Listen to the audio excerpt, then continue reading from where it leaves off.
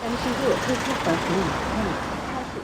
안녕하세요, 요즘 아빠입니다. 오늘은 킥고잉 리뷰를 좀 해볼까 합니다. 원래는 해당 영상을 올 초에 정말 추운 날씨에 찍었었는데 상황이 여의치 못해서 차일피일 미루다가 4, 5개월이 지난 시점에 이제 올리게 됐는데요. 영상을 보면 막 두꺼운 패딩 입고 영상을 찍었었는 킥고잉에 대해서 한번 이야기해볼까 합니다. 네, 저 강남권에 보면 킥보드 쉐어하는 킥고잉이라는 어플이 있습니다. 지하철역 주변이라든지 골목골목, 편의점 앞이라든지 이런 곳에 킥보드가 세워져 있고 어플을 이용해서 근거리를 이렇게 이용하면서 시간당 비용을 계산하는 킥보드가 있는데요. 저도 몇 번 출퇴근 시간에 몇 번 이용을 해봤는데 오늘은 그 킥고잉 전기 킥보드 쉐어하는 킥고잉 리뷰를 한번 해보도록 하겠습니다. 따라오시죠. 일단은 킥고잉을 한번 열어보겠습니다. 어플을 열어주시고요. 회원가입과 일단 저는 그 카드 등록이 되어 있는 상태이고요. 킥보드 위치를 알 수가 있고요. 시청과 강남권에만 좀 많이 있고 아직은 뭐 서울 전 지역에 운영을 하는 것 같지는 않아요. 한번 제가 킥고잉을 한번 이용을 한번 해보도록 하겠습니다. 현재 위치와 또 이제 킥보드가 있는 곳을 찾아가면 될 것 같아요. 그래서 지도를 통해서 이제 킥보드 위치를 찾으신 다음에요. 대여하기 버튼을 누르시고 이제 보시면 여기 이제 QR 코드가 있는데 QR 코드에 스캔을 하시면 보시면 지금 현재 킥보드를 제가 대여했습니다. 스탠드를 올리시고 발을 굴리시면서 이제 스트롤 아래 내려주시면 되고요. 자세한 설명은 일반 킥보드와 동일하고요. 한번 주행을 한번 해보겠습니다.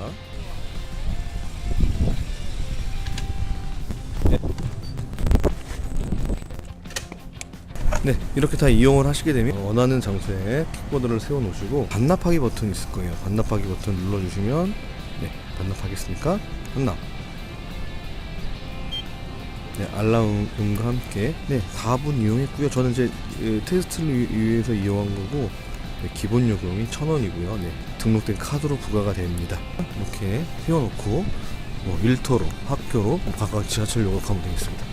일단 저는 기본 요금만 이용했고요. 강남에 이렇게 밀집되어 있는 지역에서는 상당히 도움되는 킥보드 쉐어 킥고잉이었고요. 단점은 잠시 후에 말씀을 드리도록 하겠습니다. 영상을 보면 막 두꺼운 패딩 입고 영상을 찍었었는 킥고잉에 대해서 한번 이야기해볼까 합니다. 최근 들어서 자동차라든지 택시, 카풀 이런 이슈들도 있었지만 전동 휠 같은 경우에도 쉐어하는 프로그램들이 많이 생겼습니다. 현재 킥고잉 강남과 서울 시청 정도에서만 운영하는 것 같고요. 제가 기타 다른 지역에서는 아직 보지 못했고요. 회사가 강남인 관계로 일주일에 적어도 2, 3회 정도 이용하는데 이용하면서 느꼈던 장점과 단점을 간단하게 말씀을 드려볼까 합니다. 장점은 일단 전반적인 전 세계 트렌드인 것 같아요. 자동차라든지 이런 필드를 공유하는 프로그램들이 전반적인 트렌드이고요. 미국의 그 버드라는 회사가 있는데 스타트업 회사로서는 우리나라 돈으로 한 1조 가까운 펀딩을 받았다고 해요. 그게 작년 2018년도 후반기에 이슈였던 것 같고 스타트업임에도 불구하고 엄청난 성장세를 보이고 있는데 그런 미국의 그 버드와 같은 비슷한 플랫폼을 한국에 잡아 확실히 대세인 것 같아요. 이런 쉐어하는 프로그램들이 인터페이스도 상당히 깔끔하게 되어 있어요. 최근 초창기에는 사용하는 이 UI가 상당히 불편했었는데 어플이라든지 사용하는 방법들이 회원가입과 카드 등록만 하고 있으면 최근에는 운전면허까지 이제 업데이트해서 면허가 있는 사람들한테만 운전할 수 있는 요건이 됐는데 QR코드만 찍으면 바로 이제 운전할 수 있게 사용상 간편해요. 전 세계적인 추세와 트렌드에 참 걸맞는 프로그램인 것 같고요. 강남은 아침 시간에 환승하거나 이런 부분들이 상당히 많이 있죠. 사람도 붐비고 그래서 그런 식으로 가까운 거리를 환승할 때 상당히 편리하게 이용했던 것 같아요. 저 같은 경우에는 언주역에서 역삼동 끝자락까지 이제 운행을 하는데 편리했던 것 같습니다.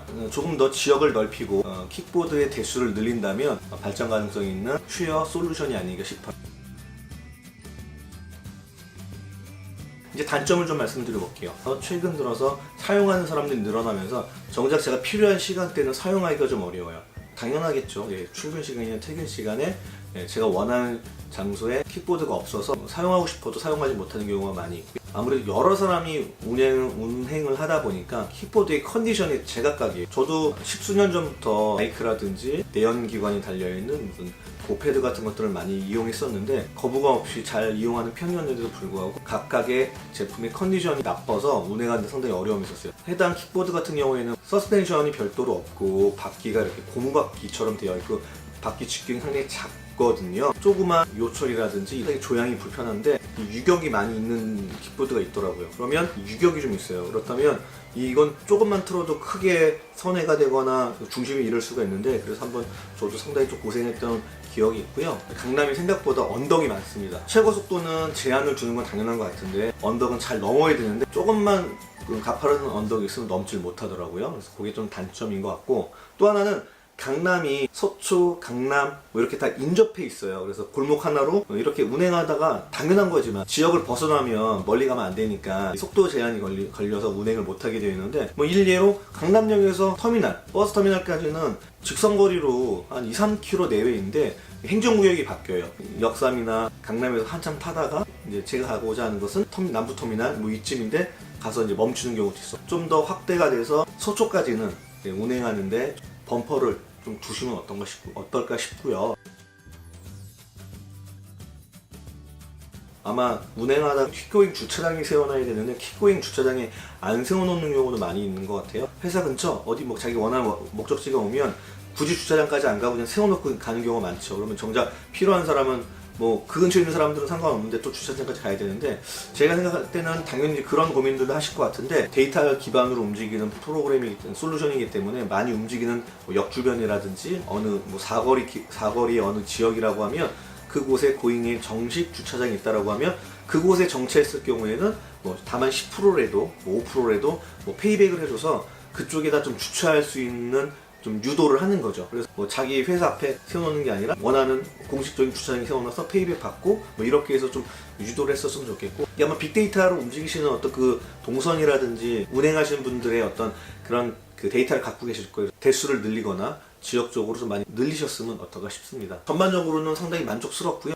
출퇴근 시간에 필요한 시간에 내가 이용하지 못하는 것들은 역시 단점인 것 같고, 강남 같은 경우에는 상당히 언덕이 많은데 언덕을 잘 못 치고 올라간다거나 우리 컨디션이 안 좋은 킥보드 걸렸을 때는 안전에 아주 위험한 킥보드들도 좀 접했던 것 같고, 제가 10번 중에 한 2번 정도는 상태가 안 좋은 킥보드를 만났어요. 그러니까 개수가 그렇게 많지 않고 일주일에 3-4번 정도 이용하는데 그 중에 확률적으로 한 20-30%는 뭐 배터리가 없거나 운행 불가이거나 이런 킥보드를 만났다라고 하면 관리하는 부분들도 조금 더 신경을 써주시면 어떨까 싶습니다.